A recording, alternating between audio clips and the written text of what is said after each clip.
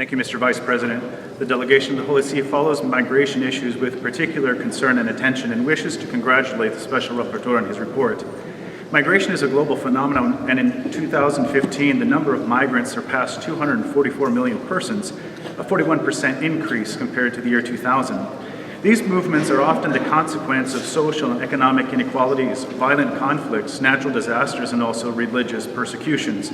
While understanding the need for national policies to address large flows of migrants and refugees, my delegation wishes to note the repeated appeals addressed by Pope Francis to the world leaders on behalf of so many brothers and sisters who are forced to flee in search of a safe and decent life.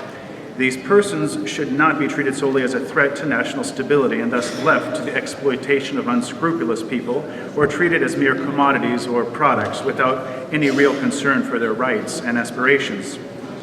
Consistent policies are essential to ensuring safe and orderly migration and respect for the rights of migrants.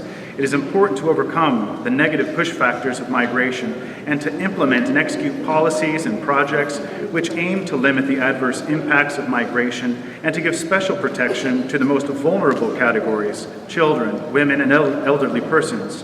People should not be forced to immigrate, but rather be free to do so under planned and voluntary conditions.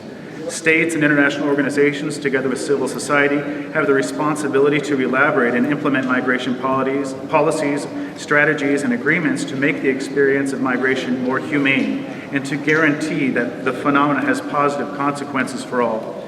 Education remains one of the most effective instruments to overcoming the negative causes of migration and to remedy the suspicion, indifference, and prejudices experienced by many migrants. There is an urgent need for more knowledge sharing to ensure cultural and social integration.